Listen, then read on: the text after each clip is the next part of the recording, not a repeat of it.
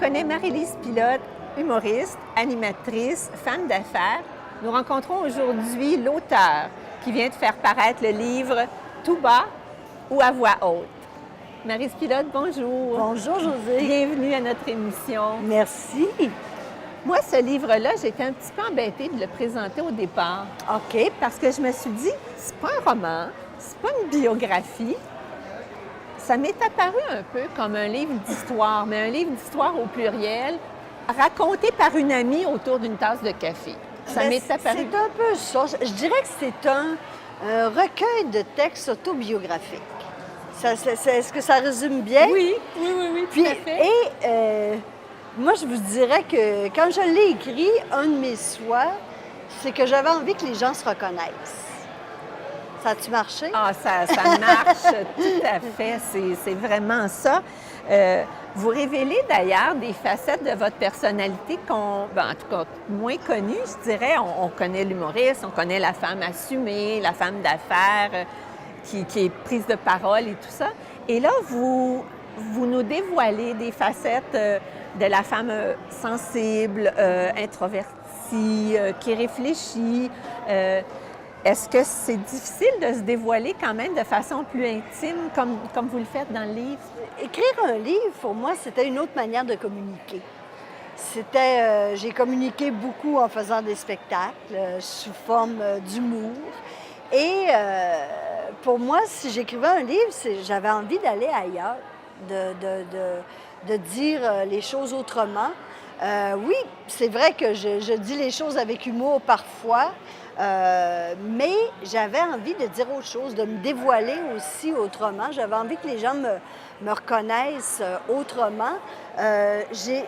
Sur le moment, quand j'ai écrit, j'avais pas envie de me censurer. J'avais envie de laisser aller, de ne pas me dire, mon Dieu, qu'est-ce que les gens vont penser. Si tu écris comme ça, avec cette idée-là en tête, t'écris pas. Hein? Sinon, donc j'avais envie de me laisser aller, de me présenter comme j'étais. Puis je veux dire, quand on compte pas de mensonges, là, il n'y a pas de danger qu'on se trompe. Alors, je me disais, tout le monde a leur point fort, tout le monde a leur défaillance aussi, à quelque part. Puis c'est pas parce que tu es un artiste que tu n'en as pas des points faibles, que tu n'as pas des moments aussi où tu te sens vulnérable. Et c'est rare quand tu es à la télé ou que tu peux montrer tout ça. Tandis que dans un livre, il y a quelque chose de plus intime. Alors, c'est ce que j'ai voulu, me dévoiler différemment. Oui, parce qu'il y a des tons et des ambiances différentes selon les textes. Le titre est très bien choisi d'ailleurs, mais c'est vrai qu'il y a des textes qui sont plus intimistes, qui sont plus de la réflexion, de la prise de position même, parce que vous parlez des femmes, vous parlez de votre opinion sur différents sujets. Et on sent, là, comme je disais tout à l'heure, la réflexion derrière. On sent qu'il y a des choses qui vous tiennent à cœur puis que vous avez probablement pas pu aborder ou pas eu le temps d'aborder dans vos spectacles. Exactement, c'est ça. Puis, je veux dire, l'humour, quand tu fais un spectacle d'humour, les gens viennent pour rire. Hein? Alors, moi, j'avais envie que, par ces textes-là, j'avais envie de toucher les gens. J'avais envie aussi de passer des messages. Tu sais, ce livre-là, je le dédie à mes filleuls, parce que je suis une marraine dans la vie. Et j'ai des filleuls de tous les âges, moi. Ça fait que c'est pas... Quand je dis à mes filleuls, c'est pas nécessairement des jeunes enfants. J'en ai de tous les âges. On sent d'ailleurs votre affection pour toutes ces personnes-là. Mais donc, je pense que c'est un livre où il y a des histoires qui s'adressent à plein de mondes différents. Bon, ça porte le titre de Tout bas ou à voix haute, parce que je me disais, c'est le fun que l'adolescente prenne le livre, puis qu'elle se mette à lire un texte à voix haute à sa mère pendant qu'elle fait manger. Ou je me disais, il y a quelque chose de rassembleur là-dedans. Alors, ça fait partie de vos racines d'être rassembleur. Probablement. J'ai bien aimé, moi, votre façon de voir la compassion liquide. Ça m'a beaucoup amusée. Oui, quand je parle de ce qui me fait pleurer. Oui, parce que souvent, on n'ose pas ou on se dit « Ah, moi, les gens vont penser que je suis pleureuse. » Oui. Mais pourtant, c'est une façon d'exprimer une émotion, tout simplement. Exactement. Bien, c'est ça, tu sais, il y a plein de sujets là-dedans que tout le monde vit. Absolument. Donc, c'est drôle parce que là, ça fait environ un mois que le livre est sorti. Et là, je commence à avoir des commentaires. Et ce qui revient beaucoup, c'est « Ah, que je me suis reconnue dans telle histoire, et que j'ai trouvé ça touchant, que j'ai ri, tu me fais rire. » Il y a du monde aussi qui m'ont écrit « Moi, Marie-Lise, je ne suis pas capable de lire des gros livres. » Mais là, c'est toutes des petites histoires. Ça fait que j'en lis une par soir. Exactement. Ça fait que oui. c'est... puis, je trouve ça très touchant, vraiment. Je trouve ça le fun. C'est pas le même rapport qu'on a avec le fait d'avoir écrit un livre, puis d'un spectacle. T'as pas le même genre de commentaires. Ça fait que je trouve ça très intéressant. D'ailleurs, j'ai été étonnée d'apprendre, vous disiez que vous n'osiez pas écrire suite à des commentaires négatifs qui vous avaient été faits. Oui! Oui, parce qu'avec la parole, on peut jeter des mauvais sorts. Ça s'appelle les mauvais sorts. Ce texte-là dont vous parlez, je connais bien mon livre, hein? Mais je parle justement des mauvais sorts qu'on peut jeter avec la parole.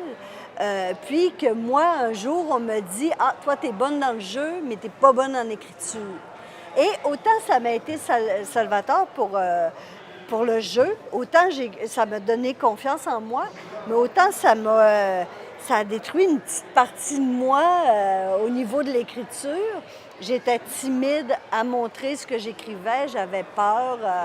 Alors, ça s'appelle jeter des mauvais sorts. Puis je trouvais que c'était quelque chose d'important à parler. Qu'on ne parle pas souvent. Tu sais, il y a des parents, des fois, qui disent des choses dures à leurs enfants, puis les enfants, bien, on croit ce que nos parents nous disent. Puis on le reçoit, on l'interprète selon notre personnalité.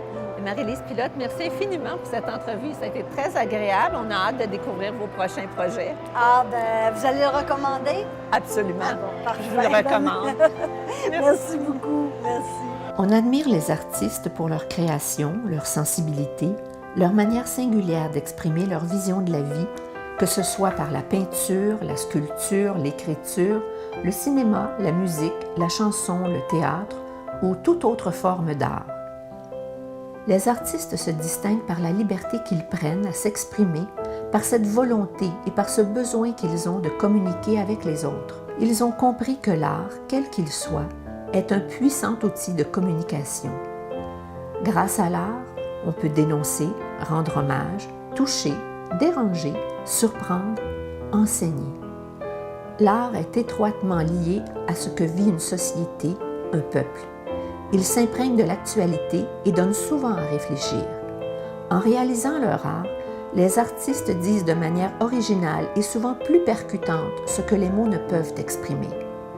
Et si, à l'occasion, il nous arrive de nous dire qu'on aurait pu facilement faire la même chose, la réalité est que, contrairement à nous, les artistes ont osé.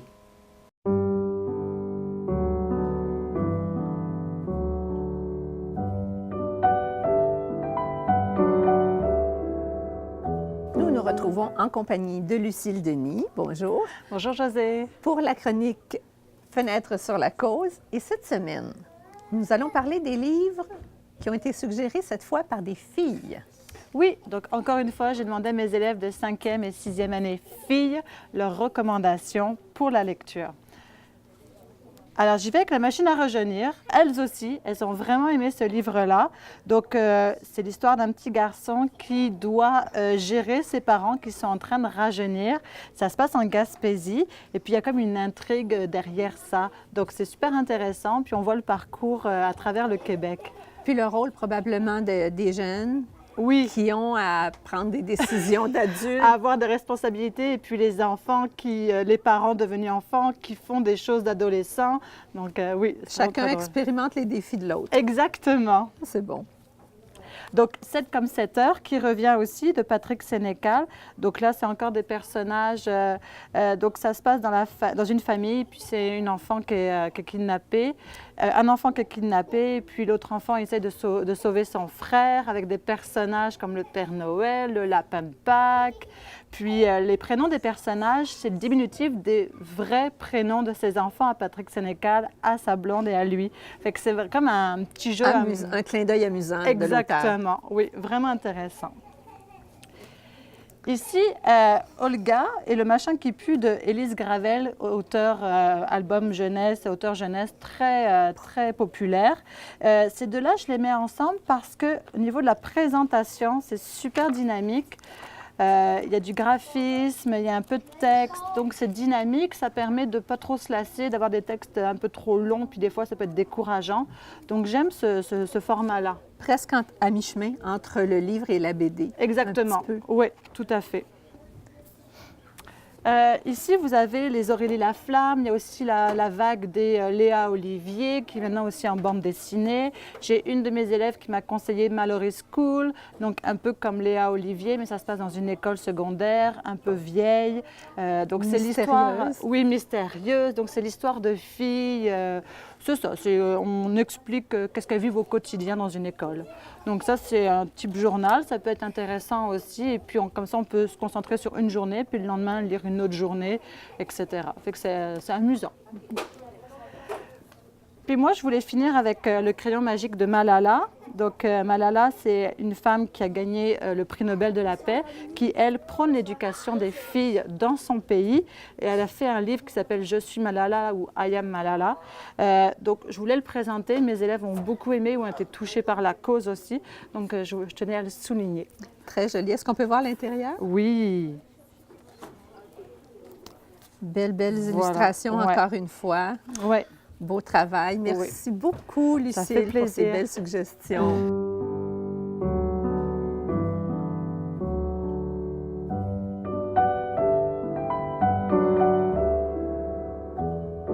Bonjour, Jean-Marc. Bonjour, José. Dis-moi, c'est quoi ce bel album? Ah, tu te poses la question, hein? Oh, mais oui. je vais te dire quelque chose. La fille qui se trouve le personnage principal serait très heureuse de te voir avec ton beau chapeau aujourd'hui.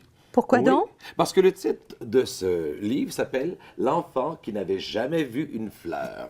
Oui, un titre qui parle beaucoup. Oui. En fait, c'est un livre, c'est un album qui a été édité avec les éditions de La Bagnole en 2017, écrit par Andréane Gratton, qui a été touchée par une grande phrase qu'elle avait entendue à travers les médias et tout ça, et puis qui l'avait amenée à réfléchir un peu sur ces gens qui sont pris dans des camps de réfugiés et qui naissent dans ces camps de réfugiés. En fait, cette histoire, c'est une histoire hors de l'ordinaire. L'histoire d'une petite fille très différente, en fait, qui pourrait se sentir très différente. Puis je trouve que c'est le type d'histoire qui est très intéressant à pouvoir lire à un enfant, pour lui montrer que d'autres choses existent et d'autres réalités ne sont pas aussi sombres que l'on croit. Et puis, je vais te montrer, évidemment, je vais te parler de cette belle rencontre. Tu es prête? Oui, dis-moi. Maï raconte des bouts de sa vie à Samia, comme un grand-père le ferait avec sa petite-fille. À la fin de la journée, quand la fillette dit « Encore, encore », il répond « Demain, ma belle, demain. Je suis comme un grand livre de contes. On ne peut pas tous les lire d'un coup. » Un livre, il y en a un dans la tente de Samia, un seul. Son père lui dit que ce sont des poèmes et qu'il lui lira un jour. Parfois, Samia surprend Maï en train de caresser un objet au creux de sa main. Une montre tic-tac, tic-tac. Maï ne lui a jamais raconté l'histoire de ce bijou. « C'est mon trésor », commence-t-il souvent. Mais chaque fois, ses sanglots se coincent dans sa gorge et l'empêchent de continuer. Samia ne comprend pas qu'un si petit objet puisse causer tant de peine. Un soir, Maï parle à Samia de la ville où il vivait quand il était enfant. Sur le chemin pour me rendre à l'école, je passais par une allée bordée de bougainvilliers. « C'est quoi un bougainvillier ?» demande la fillette. Elle a très bien prononcé le mot « bougainvillier », comme si ce n'était pas la première fois qu'elle prononçait ce mot. « Ce sont des fleurs », lui répond le vieil homme. « Moi, j'aimerais bien voir des fleurs. » Une larme coule sur la joue de Maï. Mais pourquoi tu pleures s'étonne Samia. Parce que tu n'as jamais vu de fleurs, voilà pourquoi. Et c'est joli? Mais oui, c'est très joli. Elles sont plus fragiles que tout, mais généreuses de leur beauté, de leur parfum et de leur couleur. Oh, c'est beau. Ah, ça donne envie de le lire, hein? Au complet. Tu aurais oui. voulu savoir la suite? Mais oui. Mais en fait, je vais peut-être te le prêter. Merci. Ça me fait plaisir. Moi aussi.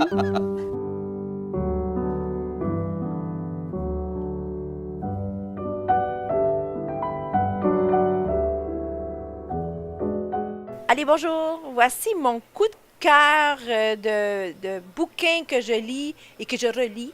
C'est Ta deuxième vie commence quand tu comprends que tu n'as qu'une.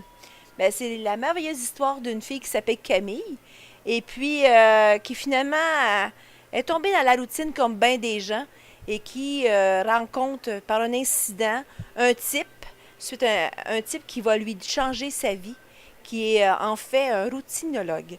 Donc, elle commence à suivre ses conseils et puis tout le long, on se rend vite compte qu'on nous aussi, on fait partie d'une vie comme elle, avec des routines, et où quand on peut changer le moindre chose, ça change tout. Moi, c'est mon livre préféré. Ça s'applique dans mon monde d'affaires, dans ma vie personnelle, dans mes loisirs, mes amis et tout. Fait que je vous le conseille fortement. Voilà!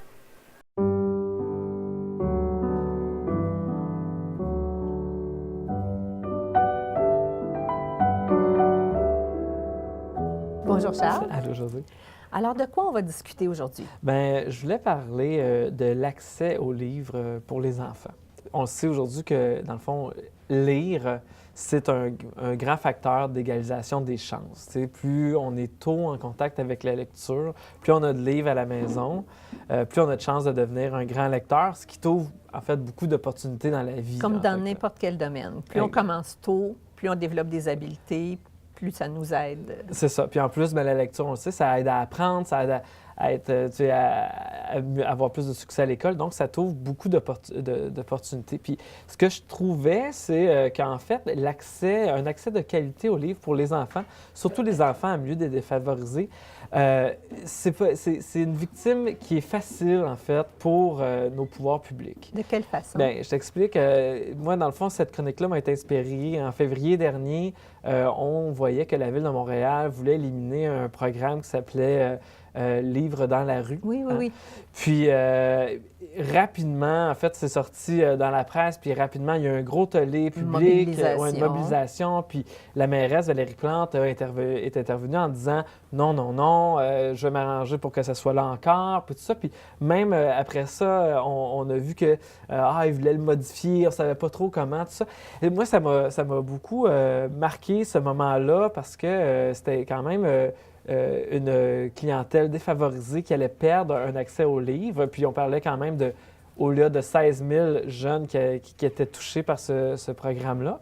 Puis ça m'a fait penser aussi, je sais pas, à nos bibliothèques scolaires, tu sais, qui sont portées... En état d'asphyxie, à peu exact. près. Portées à bout de bras par des bénévoles, dans des corridors, c'est poussiéreux. Puis, ça. Puis là, je me disais, mais là, c'est quoi l'image que des enfants se font du livre quand, un, c'est inaccessible, deux, quand c'est accessible, c'est dans des endroits un peu au bout d'un corridor, c'est poussiéreux. C'est ce qui reste comme espace. C'est en ça. fait, on fait de la place pour autre chose avant de faire de la place pour ça. Donc, on dit, en gros, que c'est pas important, tu sais, aux enfants, alors qu'on devrait, au contraire, souligner l'importance du livre auprès de ces enfants-là. Je suis tellement d'accord avec toi. Il y a de très belles initiatives. Il y a des gens qui se dévouent. Il y a, par exemple, le croque-livre.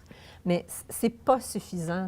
Il y a tellement plus à faire. Absolument. Puis c'est aussi, ces initiatives-là, c'est aussi des initiatives bénévoles, mais on doit aussi, les pouvoirs publics doivent supporter ces initiatives-là et en faire encore plus. Fait que moi, je pense que le message un peu que je voulais passer dans cette chronique-ci, c'est de dire, si l'accès de qualité aux livres est une victime facile pour nos pouvoirs publics, bien, c'est à nous, les citoyens et les lecteurs, de veiller au grain puis de s'assurer que ces programmes-là soient laissés en place. Et les bénévoles et les gens les journalistes, les gens qui s'occupent de ces programmes-là, bien, quand il arrive une coupure comme ça, il faut absolument qu'ils lèvent le drapeau pour qu'on puisse réagir.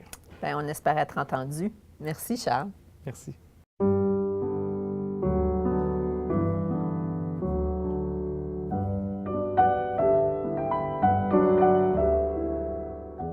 Club de lecture cette semaine, toujours en compagnie de mes invités Christine, Michel, Denise et Marie-Claude. Nous aurons droit à la suggestion de Christine cette semaine. Le beau petit livre, Le ciel, de Sylvie Drapeau. Vous savez, cette excellente comédienne dramatique, on la voit plutôt dans des drames que dans la comédie au Québec, surtout au théâtre, a écrit 3 petits romans. Le premier, Le fleuve, le second, Le ciel, et le troisième qui vient juste d'être publié, L'enfer. L'enfer. Bon, alors, après Le ciel, L'enfer. Alors, j'ai eu le bonheur d'être en contact avec ce petit livre qui extrapole, en fait, la relation d'une fille avec sa mère, dans ses questionnements face à ce qu'elle vit, comment ils ont vécu les choses, dans les silences autant, dans tout ce qui est dit, le non-dit. En fait, c'est le roman du non-dit. Pour ceux qui veulent se laisser bouleverser par la relation mère-fille et comment c'est important, tout ce qu'on peut vivre, comment tous les événements qu'on vit peuvent être marquants pour le reste de nos jours, et tout ce qu'on a dit, c'est tout ce qu'on n'a pas dit. Alors, une belle suggestion de Sylvie Drapeau qu'on découvre avec un talent exceptionnel à travers ces petits livres-là, tout petits, mais chaque phrase est savoureuse. C'est un petit roman court, mais qui permet de s'imprégner, genre de roman où on relit la phrase parce qu'elle est belle, parce qu'elle est signifiante, parce qu'elle nous amène à... Je pense qu'elle a beaucoup réfléchi chacun des mots qu'elle a pesés. C'est pesé, c'est très, très bien fait. Une belle écriture. Une belle écriture, exactement. Toute simple, toute belle. Alors, évidemment, tout ça nous parle de sa relation de la mère et de la fille parce qu'ils ont ensemble une grande souffrance qu'elles partagent. Et presque au tout début du roman, on comprend d'où vient cette souffrance-là. On comprend dans le roman qu'elle pose des questions, qu'elle lui en pose sans qu'elle soit là. En fait, c'est un dialogue avec une mère qui est décédée, mais qui est rendue au ciel, en fait, et à qui elle pose plein de questions, à qui elle demande des pourquoi de ses réponses et de ses façons d'agir et de ses silences, en fait. Vous avez apprécié, vous aussi, hein? J'ai trouvé ça très touchant.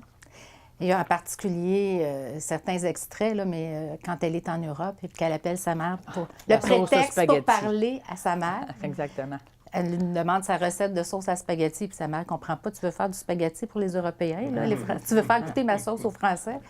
C'est assez particulier, mais effectivement, c'est le non-dit. Puis je trouve que c'est représentatif d'une période, la pudeur qu'on a de dénoncer nos sentiments aux êtres chers. Puis en particulier, ceux qui sont le plus près de nous, c'était très... Moi, je trouve que ça nous a rejoints aussi dans notre génération, à nous, oui. Parce que on voit aussi les gens qui voulaient se réaliser à travers leurs enfants. Elle porte Sylvie, Sylvie Danson, on va la nommer Sylvie, là, parce que c'est elle parle au jeu. Là. Elle porte sa mère voulait qu'elle aille à l'école, sa mère voulait elle la savait brillante, elle voulait qu'elle aille plus loin parce qu'elle, c'était l'humble servante au service de sa famille. Elle s'est oubliée. Sa mère s'est oubliée. C'était sacrifiée, en fait. Comme nos mères, souvent, se sont oubliées pour leurs enfants. Exactement. Moi, ce qui m'a frappée aussi, c'est son grand talent, Sylvie Drapeau, lorsqu'elle nous parle. Tu mentionnes cet extrait-là, où elle a 5 ans, et sa façon de l'écrire, on sent vraiment la détresse d'un enfant de 5 ans, d'une enfant de 5 ans. Oui. Et plus tard, les préoccupations d'une jeune femme quand elle veut s'émanciper, elle s'en va en France, elle rejette le modèle de la mère tel qu'elle l'a connu chez elle, et là, ça se met à aller mal. Son amoureux la lâche, la job, ça marche pas. Puis là, elle se retrouve, comme disait Denise, c'est viscéral, c'était la voix de sa mère qu'elle voulait entendre. Mais ça, elle le rend tellement bien qu'on a l'impression qu'on est à côté d'elle. Oui. C'était vraiment un moment très fort avec la sauce à spaghetti. Oui, tout à fait. On se voyait le à côté d'elle. réconfort de juste d'entendre la voix. Là. Oui. D'autant plus fort que la mère ne percevait pas nécessairement la détresse de sa fille au téléphone. Exactement. Absolument, on parce que... ne sentait pas ça. On aurait dit qu'elle trouvait ça bizarre qu'elle veuille sa recette, parce que les Français ou Italiens font tellement bien à manger. C'est ça qu'elle lui dit, tu sais. Puis... tu as un papier et un crayon, là, tu as pris ça en or. C'est sûr que... Mais comme je dis, il faut se laisser bercer par ce petit roman-là. Moi, j'avais 2 mots quand j'ai fini. Je disais, c'est douceur et tendresse. Hein, quand tu lis, c'est très beau. C'est très doux comme... C'est une écriture délicate aussi, tout en finesse. Ah oui, c'est ça. Elle manie tellement bien les mots que, comme tu disais tout à l'heure, Christine, on a du plaisir juste à savourer les mots. On la voit vivre des choses, Sylvie Drapeau. Elle est capable de grandes tragédies. Hein, c'est une grande tragédienne. Mais c'est parce qu'elle porte en elle cette capacité-là d'aller dans le plus profond d'elle-même pour saisir des choses, là, pour subluxer des choses. Là. Avec ça, il y avait vraiment toute la relation avec la mère. Puis je trouve que c'est un petit bonbon, puis ça nous permet aussi de se remettre en question dans le rôle de mère pour les mères que nous sommes, pour aider les dames à être des mères, de se rendre compte de ce qui est important de ce qu'on dit et du non-dit qui est aussi important que... Dans le quotidien, on a des agissements, puis on n'a pas tout de suite, on n'a pas l'impression de ce que ça peut laisser comme empreinte. Autant le dit que le non-dit. Exactement.